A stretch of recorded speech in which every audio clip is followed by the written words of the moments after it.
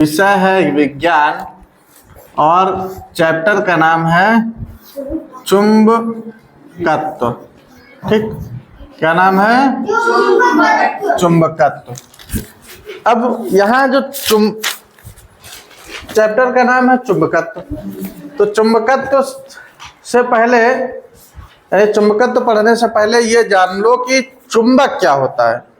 ठीक, चुंबकत्व पढ़ने से पहले ये जानेंगे कि चुंबक क्या होता है।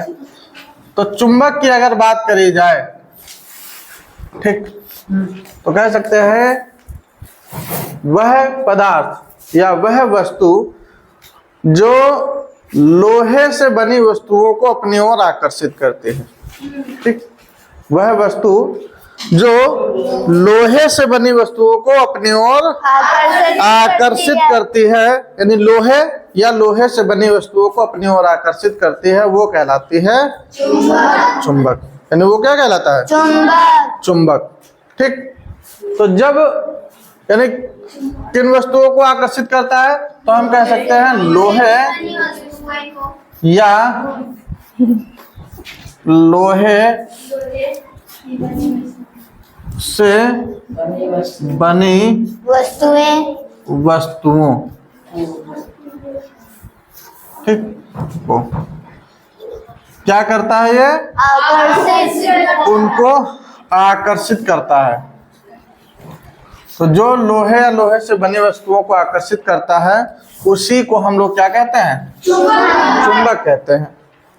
अब चुंबक की विशेषता के बारे में अगर बात करें, तो चुंबक, तो पहले जान लो चुंबक के प्रकार कि चुंबक होते कितने प्रकार के हैं।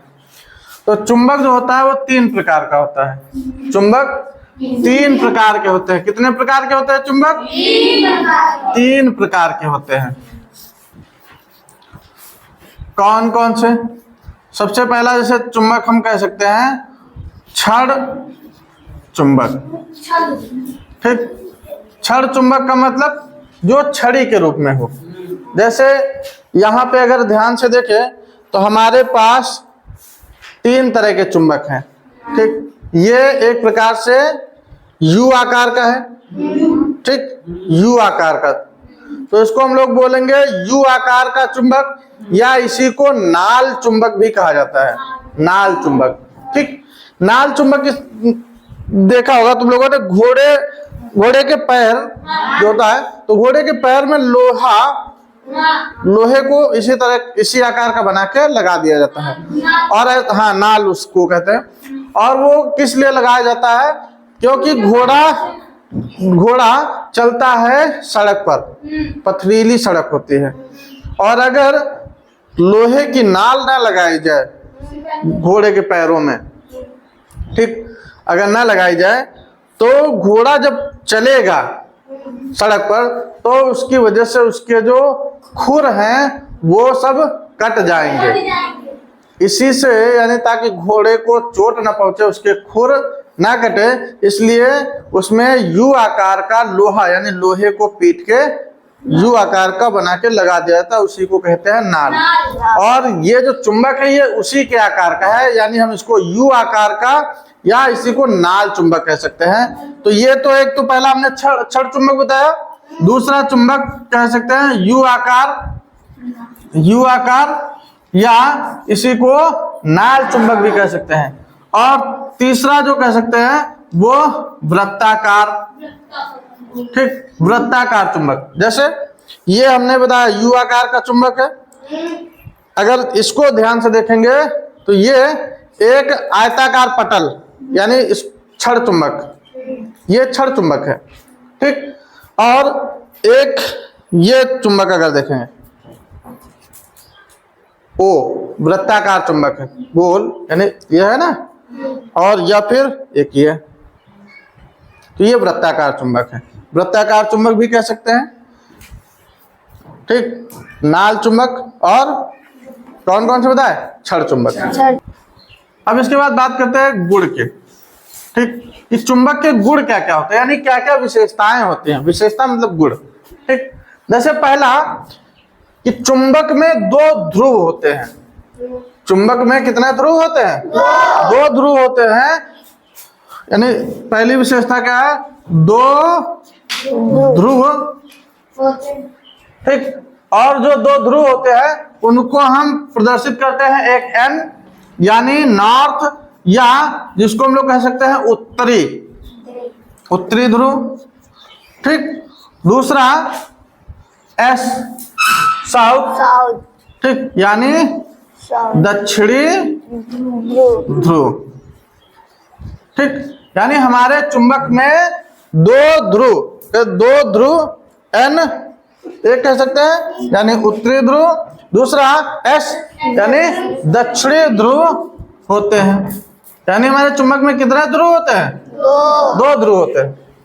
और इन दोनों की विशेषता क्या होती है कि ये चुंबक, यानी अगर हम मतलब कि ये प्रत्येक चुंबक में पाए जाते हैं, और इनकी विशेषता ये होती है कि हम अगर उत्तरी ध्रुव, जैसे ये क्षण चुंबक हमने ले लिया एक, ठीक, ये एस है, एन है, ठीक, और एक तरफ हमने ले लिया ये इधर एन वाला ले लिया, इधर एस वाला। तो चुंबक की पहली विशेषता के दो ध्रुव होते हैं। दूसरी विशेषता यह है समान ध्रुव, ठीक, समान ध्रुव, जैसे एस एन या एन एस, ये दोनों क्या करते हैं? प्रतिकर्षित करते हैं, प्रतिकर्षित करते हैं। प्रतिकर्षित का मतलब होता है कि एक दूसरे को दूर भगाएंगे, यानी ये एक दूसरे को दूर भगाएंगे। एग्जाम्पल के तौर पर, जैसे चाहे वो क्षण चुंबक हो या कोई भी चुंबक ले सकते हैं, ठीक। अब जैसे एक ये तो वृत्ताकार चुंबक लिया, दूसरा ये क्षण चुंबक, ठीक।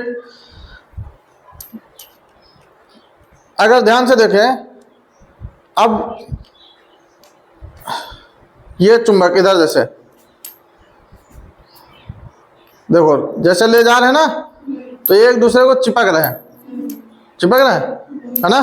अब इसी में हमने ये दूसरा, जैसे ये ले लिया हमने, एक में इसमें एक तरफ उत्तरी ध्रुव होगा, दूसरी तरफ दक्षिणी ध्रुव, वैसे ही कंडीशन इधर।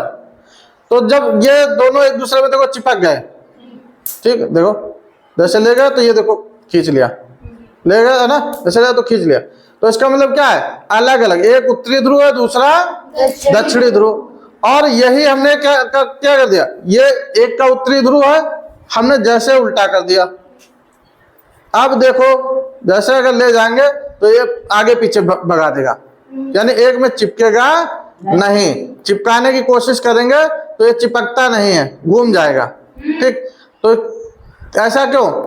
ऐसा यही कि समान ध्रुव, इधर अगर उत्तरी है तो इधर भी उत्तरी होगा। या फिर अब जैसे हमने देखो ये दोनों ध्रुव इधर वाले लाए थे, अब हमने दोनों चुंबकों को घुमा दिया, ऐसे घुमाया। अब अगर दोनों को एक पास लाओ तब भी नहीं चिपकेंगे। क्यों?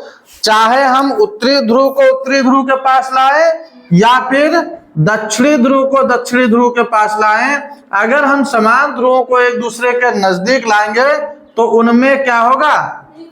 प्रतिकर्षण होगा, ठीक। इसके बाद तीसरा पॉइंट, अगर विपरीत ध्रुव, ठीक, समान की बजाय अब की बार हमने क्या किया? विपरीत ध्रुव।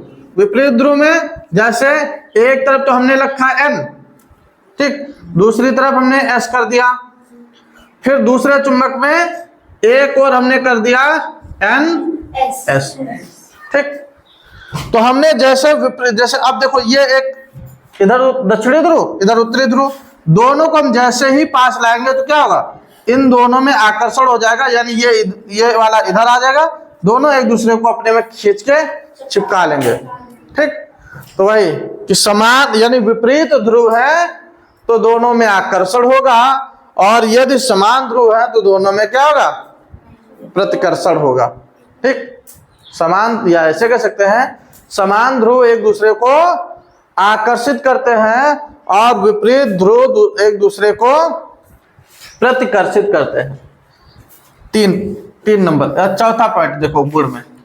अगला पॉइंट क्या है कि यदि चुंबक को, ठीक, यदि चुंबक को स्वतंत्रता पूर्वक बांध के लटकाया जाए तो वह उत्तर और दक्षिण दिशा में स्वतंत्रता पूर्वक आकर ठहरता है। कहने का मतलब यह है कि जब भी चुंबक को हम स्वतंत्रता पूर्वक लटका देंगे तो उसकी दिशा जो होगी, अगर क्षण चुंबक है तो उसकी दिशा उत्तर और दक्षिण की ओर होगी। तो वही यहाँ पे चौथा पॉइंट कि चुंबक सदैव चुंबक को, ठीक, यदि स्वतंत्रता पूर्वक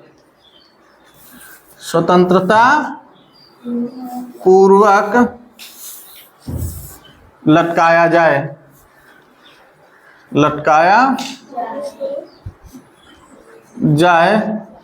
तो वह उत्तर व दक्षिण, ठीक, दिशा में ही ठहरता है। ठीक,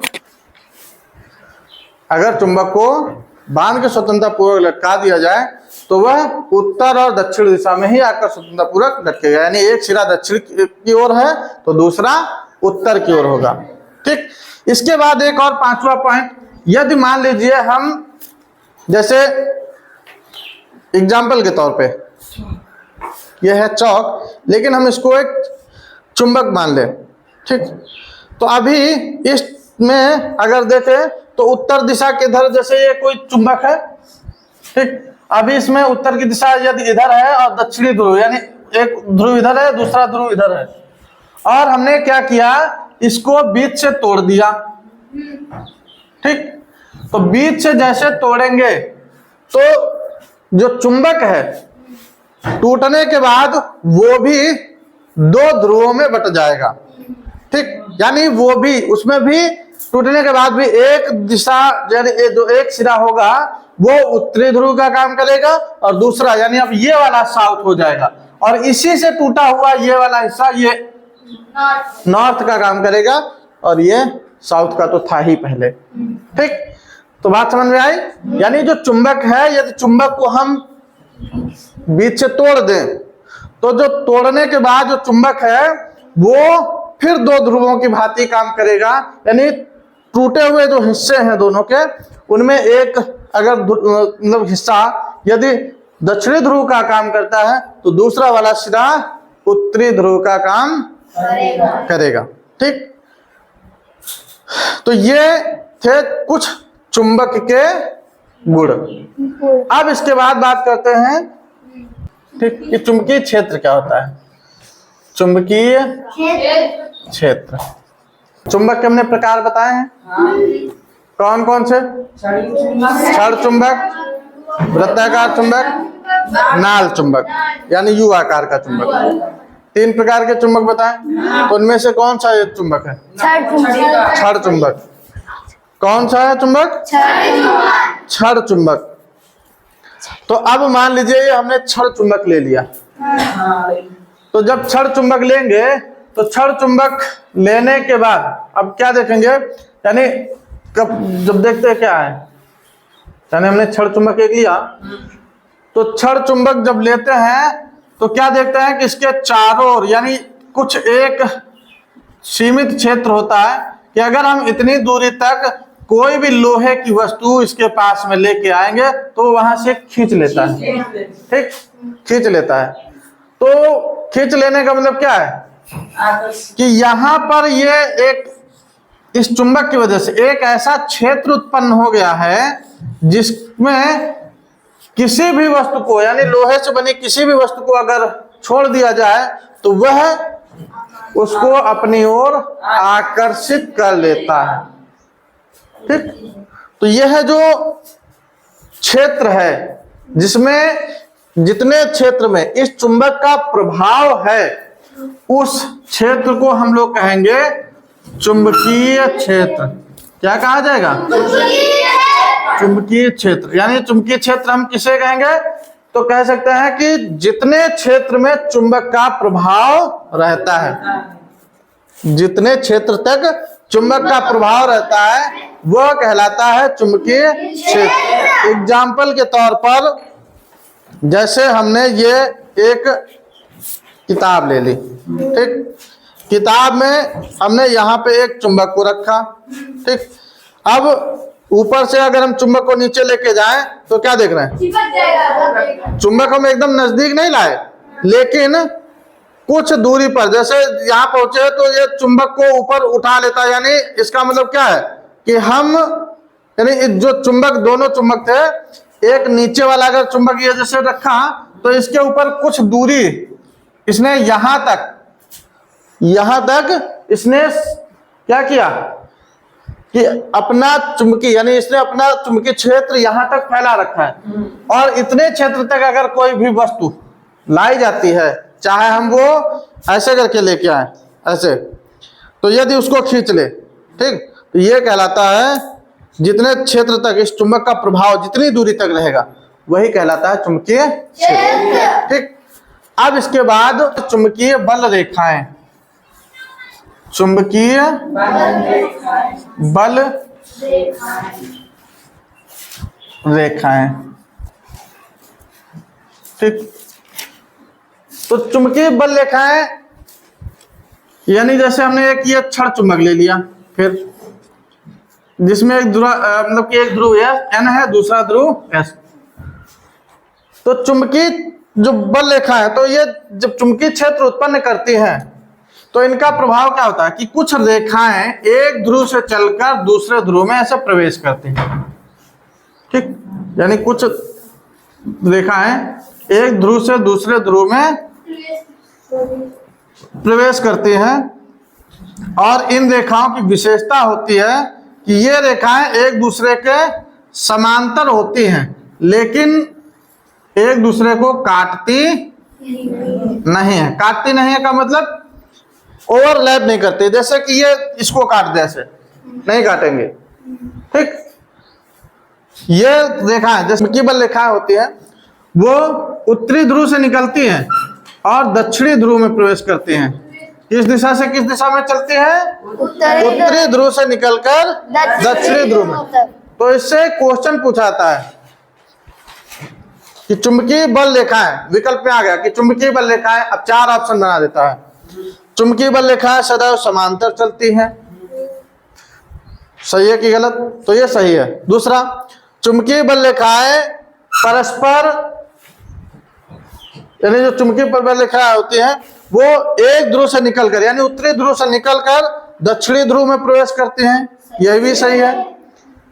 चुंबकीय बल रेखाएं एक दूसरे को प्रतिच्छेदित करती हैं, मतलब काटती हैं, गलत। चुंबकीय बल रेखाएं एक दूसरे के समांतर चलती हैं, ये सही है। यानी जितनी दूरी इनके बीच होगी उतनी दूरी इनके बीच होगी, उतनी दूरी इनके बीच होगी, तो ये समांतर चलेंगे, ठीक।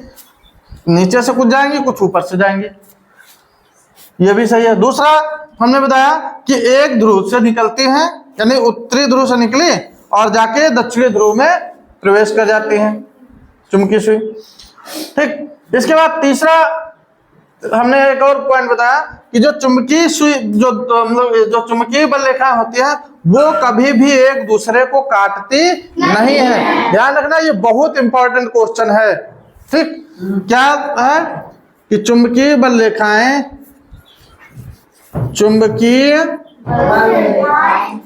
बल रेखाएं कभी भी, ठीक, कभी भी एक दूसरे को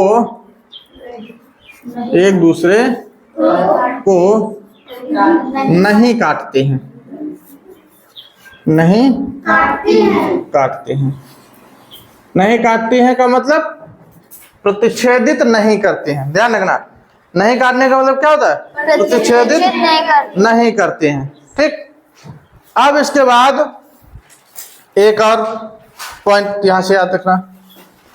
दूसरा, जो चुंबकीय बल रेखाएं होती हैं, चुंबकीय बल रेखाएं ये क्या बना रहे हैं, एक गोल गोल वृत्त टाइप में बना रहे हैं, गोल गोल वृत्त टाइप में बना रहे हैं। तो इसी को हम लोग कहते हैं कि चुंबकीय बल रेखाएं जो होती हैं, चुंबकीय बल रेखाएं, इसको कहते हैं वक्र।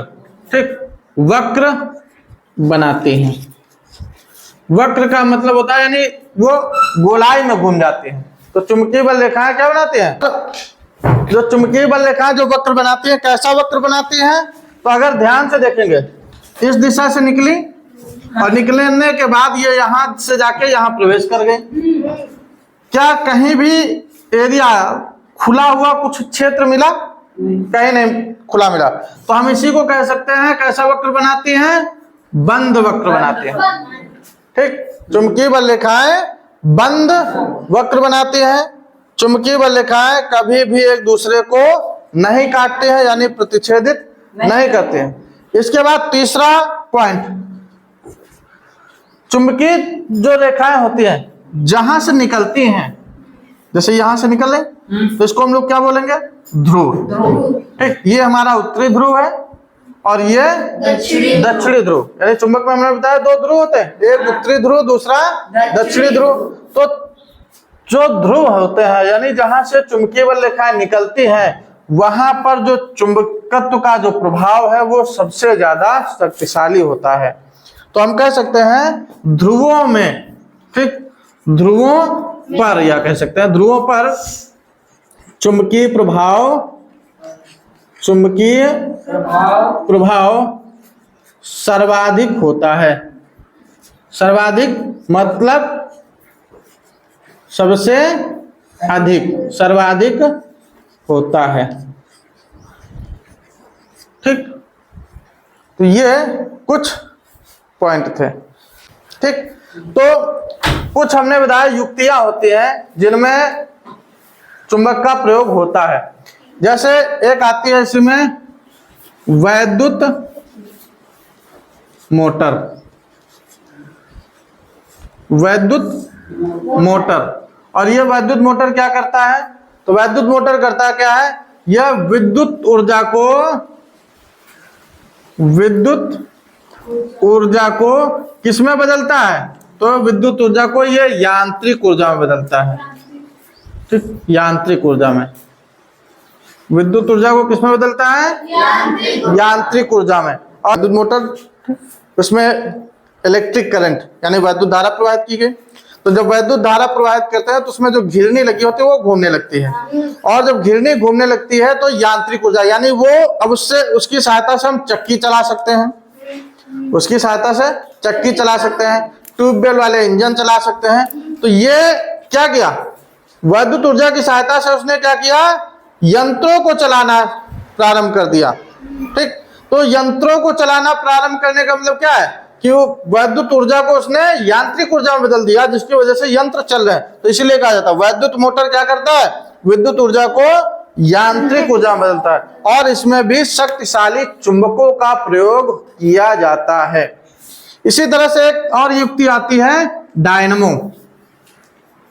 ठीक, एक युक्ति और क्या आती है? डायनमो। जिस प्रकार से विद्युत ऊर्जा को यांत्रिक ऊर्जा में बदला जाता है, किसके द्वारा? वैद्युत मोटर के द्वारा। उसी प्रकार डायनमो की सहायता से यांत्रिक ऊर्जा, ठीक, यांत्रिक ऊर्जा को किसमें बदला जाता है? यांत्रिक ऊर्जा को बदला जाता है विद्युत ऊर्जा में। ठीक, ध्यान रखना, ये दोनों बहुत इंपॉर्टेंट है। क्वेश्चन पूछा जाता है वैद्युत मोटर क्या करता है? तो वैद्युत मोटर करता है विद्युत ऊर्जा को यांत्रिक ऊर्जा में बदलता है। और डायनमो क्या करता है? तो जो डायनमो होता है वो यांत्रिक ऊर्जा को विद्युत ऊर्जा में बदलता है। ठीक, डायनमो क्या करता है? तो वो यांत्रिक ऊर्जा को विद्युत ऊर्जा में बदलता है। ठीक, अब जो डायनमो होता है, ठीक, जो डायनमो होता है वो दो तरह का होता है। एक प्रत्यावर्ती, इसी को हम लोग जनित्र भी कहते हैं, जनरेटर। इसी ये जो लगा होता है ये जनरेटर में लगा होता है, और इसी को इसीलिए कहा जाता है, यानी ये जो जनित्र, जो डायनमो होता है इसको जनित्र भी कहते हैं। और जो जनित्र होता है वो दो तरह का होता है। एक होता है प्रत्यावर्ती, प्रत्यावर्ती धारा जनित्र। ठीक। और दूसरा होता है दिष्ट धारा जनित्र। ठीक, क्या बताया? एक होता है प्रत्यावर्ती धारा जनित्र और दूसरा दिष्ट धारा जनित्र। तो जो प्रत्यावर्ती धारा जनित्र होता है वो क्या काम करता है? जो प्रत्यावर्ती धारा जनित्र होता है वो प्रत्यावर्ती मीन्स होता है अल्टरनेटिव करंट। कैसी करंट? Alternative current. और अल्टरनेटिव करंट को ही हम लोग कहते हैं एसी। ये जो बिजली के पंखे जिस चल रहे हैं जिस धारा से, ये एसी करंट आता है। कौन सा करंट आता है? AC current. और इसको हम अल्टरनेटिव कहते हैं क्योंकि यह जो एसी करंट होता है वो अपने भारत का एक मानक होता है कि 1 सेकंड में 50 बार लाइट आती जाती है। 1 सेकंड में 50 साइकिल पूरा करती है, यानी 50 चक्कर लगाती है आवृत्ति वैद्युत धारा के। तो इसीलिए कभी कभी क्वेश्चन पूछा जाता है कि एसी यानी वैद्युत धारा या प्रत्यावर्ती धारा जनित्र जो होती है उसकी जो आवृत्ति होती है वो कितनी होती है? तो याद रखना, प्रत्यावर्ती धारा जनित्र की आवृत्ति जो होती है वो 50 हर्ट्ज होती है। कितनी होती है? 50 हर्ट्ज। 50 हर्ट्ज का मतलब होता है कि 1 सेकंड में जो अल्टरनेटिव करंट यानी जो एसी करंट है वो 50 बार चक्कर लगाती है, घूमती है। ठीक। इसके बाद दूसरा हमने बताया दिष्ट धारा जनित्र। दिष्ट धारा जनित्र का मतलब होता है डायरेक्ट करंट। और डायरेक्ट करंट हम और इसको शॉर्ट में देखो, अल्टरनेटिव करंट, अल्टरनेटिव अल्टर से ए और करंट से सी, तो इसको एसी करंट कहा गया। इसी तरह से हमने बताया दूसरा डायरेक्ट करंट। ठीक, दिष्ट धारा तो डायरेक्ट से डी और करंट से सी, तो बन गया डीसी करंट। तो जो एसी करंट है जो पावर हाउस से बिजली घर से आती है हम लोगों के घर तक, वो एसी करंट होती है। और जो घरों में जो बैटरी वाली जो ऊर्जा होती है जो बैटरी में स्टोर होती है वो होती है डीसी करंट, डायरेक्ट करंट। ठीक, हाँ, इसको कहा जाता है प्रत्यावर्ती। प्रत्यावर्ती को हम लोग इंग्लिश में बोलते हैं अल्टरनेटिव। ठीक, तो ये एसी करंट। और इससे चलने वाले ये उपकरण हो गए जैसे ये जितने भी चल रहे हैं ये एसी से चल रहे हैं। और इसकी जो न्यूनतम यानी अगर कोई भी उपकरण चलाना है तो हमें कम से कम 180 से 220 वोल्टेज ये मानक रखा गया कितना वोल्टेज होना चाहिए। और डीसी करंट से अगर हमें कोई भी उपकरण चलाना है तो डीसी करंट 12 वोल्ट से चलता है, 12 वोल्ट से। ठीक, ये डायरेक्ट करंट है। और ये जो करंट होता है ये सबसे ज्यादा खतरनाक होता है। अगर व्यक्ति इस करंट में चिपक जाए तो वो छूटेगा नहीं डायरेक्ट करंट में। ठीक, और अल्टरनेटिव करंट में व्यक्ति को छूटने के चांसेस होते हैं। तभी कभी देखा होगा मूवी वगैरह में दिखाते हैं जब किसी व्यक्ति को करंट लगता है तो ऐसे ऐसे हिलता है। क्यों? क्योंकि हिलता क्यों? क्योंकि जो करंट है अल्टरनेटिव करंट यानी उसको पकड़ता है फिर छोड़ता, पकड़ता है फिर छोड़ता, पकड़ता है फिर छोड़ता है। समझ गए? पकड़ता है छोड़ता है, यानी 1 सेकंड में वो 50 बार पकड़ता छोड़ता है। तो इसलिए वो 1 सेकंड में समझ लो 50 झटके ऐसे ऐसे लगा देता है। ठीक, 1 सेकंड में 50 झटके लग जाते हैं, इसीलिए वो हिलता रहता है। और डायरेक्ट करंट में चुपचाप अगर, और ये करंट कितने में लगता है? ये समझ लो 180 से 220 वोल्टेज और ये 12 वोल्टेज। अब समझ लो ये 12 वोल्टेज में जब भी कभी, पहली बात तो 12 वोल्टेज में करंट मारता नहीं है, चिंगारियां उठती हैं। और जब जिस जगह पे भयंकर लग जाता है तो ये समझ लो उस जगह पे घाव हो जाता है इस करंट से 12 वोल्ट पे। और अगर इसको भी 220 कर दिया जाए तो ये करंट उससे ज्यादा खतरनाक हो जाएगा। समझ गए? तो इसीलिए डायरेक्ट करंट छोड़ेगा नहीं क्योंकि ये सीधा आ रहा है। और अल्टरनेटिव प्रत्यावर्ती यानी वो राउंड लेके सर्कल बना के आ रहा है, तो वो पकड़ेगा छोड़ेगा, पकड़ेगा छोड़ेगा 1 सेकंड में कितने बार? 50 बार। इसीलिए कहते हैं कि वैद्युत धारा की जो मानक आवृत्ति है, तो मानक आवृत्ति कितनी है? 50 हर्ट्ज। कितनी है आवृत्ति है? 50 हर्ट्ज। ठीक, तो इस तरह से ये तुम्हारा चुंबकत्व वाला लेसन खत्म हो गया। चुंबकत्व वाले लेसन में हमने शॉर्ट में एक बार बता देते हैं क्या क्या पढ़ा। चुंबक के बारे में पढ़ा। चुंबक क्या है? तो चुंबक वो होता है जो लोहे की वस्तुओं को अपनी ओर आकर्षित करता है। फिर उसके बाद हमने पढ़ा चुंबक के प्रकार के बारे में, बताया चुंबक के 3 प्रकार होते हैं, क्षण चुंबक है ना, यू आकार का और वृत्ताकार चुंबक पढ़ा। इसके बाद चुंबक के गुण पढ़े। चुंबक के गुण में पहला क्या बताया, जैसे चुंबक को यदि स्वतंत्रता पूर्वक लटका दिया जाए रस्सी में बांध के, तो वो 2 दिशाओं यानी उत्तर दिशा और दक्षिण दिशा में ही आकर ठहरता है। दूसरा बताया कि चुंबक में 2 ध्रुव होते हैं, एक उत्तरी ध्रुव, दूसरा दक्षिणी ध्रुव। फिर तीसरा बताया कि चुंबक में यानी जो समान ध्रुव होते हैं, चुंबक के समान ध्रुव एक दूसरे को प्रतिकर्षित करते हैं और विपरीत ध्रुव एक दूसरे को आकर्षित करते हैं। ठीक, इसके बाद और आगे बताया कि यदि चुंबक को हम तोड़ दें, बीच से तोड़ दिया जाए, तो फिर वह चुंबक 2 यानी जो टूटे हुए हिस्से हैं, फिर वो 2 विपरीत ध्रुवों यानी उत्तरी और दक्षिणी ध्रुव में विभक्त हो जाता है। इसके बाद हमने और क्या बताया, इसके बाद बताया फिर आगे चुंबकीय क्षेत्र के बारे में कि चुंबकीय क्षेत्र क्या होता है। तो चुंबक का प्रभाव जितनी दूरी तक या जितने क्षेत्र तक होता है, जहां से वह वस्तुओं को यानी जितने क्षेत्र तक वह वस्तुओं को अपने ओर आकर्षित कर सके, वह कहलाता है चुंबकीय क्षेत्र कहलाता है। ठीक, वो क्या कहलाता है? चुंबकीय क्षेत्र। या ये कह सकते हैं कि जितने क्षेत्र तक किसी चुंबक का प्रभाव होता है, वही उसका चुंबकीय क्षेत्र कहलाता है। इसके बाद पढ़ाया चुंबकीय बल रेखाओं के बारे में। तो चुंबकीय बल रेखाएं क्या होती हैं?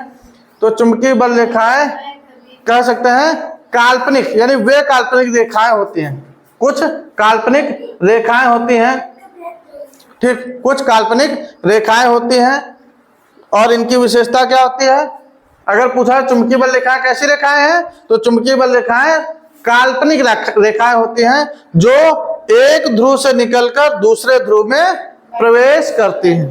ठीक, फिर इसके बाद में आगे क्या बताया कि चुंबकीय बल रेखाएं जो होती हैं वो कभी भी एक दूसरे को प्रतिच्छेदित यानी काटती नहीं है। इसके बाद आगे बताया कि जो चुंबकीय बल रेखाएं होती हैं वो बंद वक्र बनाती हैं।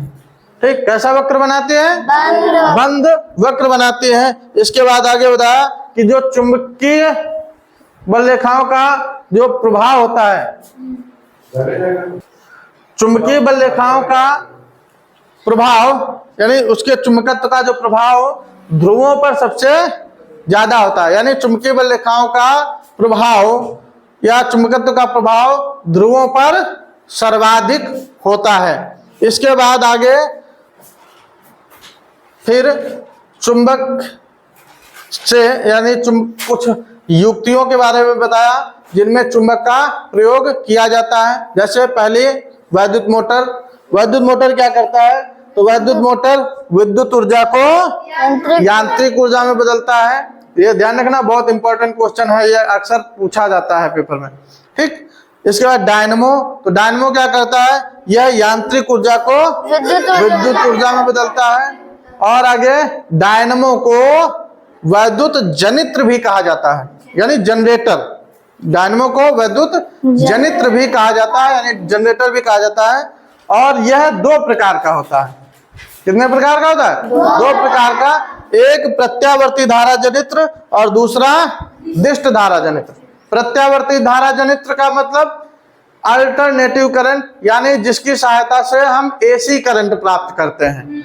और दूसरा दिष्ट धारा जनित्र यानी डायरेक्ट करंट, जिसकी सहायता से हम डीसी करंट प्राप्त करते हैं। ठीक, और अब एक लास्ट क्वेश्चन, पृथ्वी यानी एक लास्ट टॉपिक, पृथ्वी भी एक प्रकार से चुंबकत्व का व्यवहार यानी चुंबक की भांति व्यवहार करती है। ठीक, पृथ्वी में भी पढ़ा होगा। पृथ्वी में कितने ध्रुव होते हैं? पृथ्वी यानी पृथ्वी में भी 2 ध्रुव होते हैं और यह जो पृथ्वी है वो 2 ध्रुवों पर टिकी हुई है। पढ़ा है? पृथ्वी 2 ध्रुवों पर टिकी हुई है, एक उत्तरी ध्रुव तो दूसरा दक्षिणी ध्रुव, यानी 2 ध्रुवों पर। और इसीलिए कहा जाता है, और ये जो पृथ्वी है, ये जो पृथ्वी वो इन्हीं 2 ध्रुवों के सापेक्ष परितः घूमती रहती है, दो ध्रुवों पर टिके हुए, उत्तरी और दक्षिणी ध्रुव पर, और इसी के सापेक्ष यानी चारों ओर पृथ्वी घूमती रहती है। ठीक, और इसीलिए कहा जाता है कि उत्तर और दक्षिण दिशा में पैर करके नहीं सोने चाहिए। कहा जाता है ऐसा क्यों? ऐसा इसलिए कहा जाता है क्योंकि पृथ्वी यहाँ पे देखा चुंबकीय बल लिखा है, किस दिशा से निकल रहे, उत्तर से निकल रहे, दक्षिणी ध्रुव में प्रवेश करते हैं। तो ये वाला चुंबक क्या हुआ, पूरी तरह से ये चुंबक के प्रभाव में है। तो वैसे ही इसमें भी उत्तरी ध्रुव से काल्पनिक रेखाएं निकली, दक्षिणी ध्रुव में प्रवेश करी, और ये ऐसे ठीक निकल के प्रवेश करते हैं। तो हमारा शरीर अगर हम इस उत्तर और दक्षिण दिशा में लेटे होंगे तो हमारा शरीर भी चुंबकत्व के प्रभाव में कह सकते हैं आवेशित हो जाएगा, जिसकी वजह से, और हमारे शरीर में भी यानी खून में क्या पाया जाता है, हीमोग्लोबिन, आयरन पाया जाता है। आयरन मतलब लोहा, तो जिसकी वजह से हमारे हृदय पर प्रभाव, हार्ट अटैक की घटनाएं बढ़ जाती हैं। ऐसा क्यों? जैसे हृदय पे हमारा खून जब चलता है तो वो यानी हृदय में खून एकत्रित होता है, जब संकुचित होता है तो खून हमारे पूरे शरीर में जाता है, जब वो फूलता है तो पूरे शरीर से खून अपने में खींचता है। तो अगर हम उत्तर और दक्षिण दिशा में लेटे होंगे तो जैसे इसने खून को खींचा, अब हमारा शरीर उत्तर और दक्षिण की दिशा में है, तो पैर मान लीजिए हमारे उत्तर की दिशा में है या दक्षिण की दिशा में है, तो क्या हुआ, चुंबक उधर भी है इधर भी है, तो चुंबक क्या करेगा, पैरों का जो खून है वो उसको अपनी ओर खींचेगा। ठीक, अब हृदय ताकत लगा रहा है खून को खींचने में अपनी ओर, ध्रुव खींच रहे हैं खून को अपनी ओर, तो हृदय पे ताकत पड़ेगी, हृदय पे ताकत पड़ेगी। तो इससे क्या होगा, हमारे हृदय को यानी हमारे हृदय पर विपरीत प्रभाव पड़ेगा। इसलिए हमारे ऋषियों और मुनियों ने इसीलिए कहा कि उत्तर और दक्षिण दिशा में पैर करके नहीं सोने चाहिए। इससे यानी दुष्प्रभाव बताया कि उत्तर और दक्षिण दिशा में सोने से हमारी आयु घटती है। क्या बताया, आयु घटती है। ठीक, तो ये था चुंबकत्व वाला टॉपिक, बस इतना ही।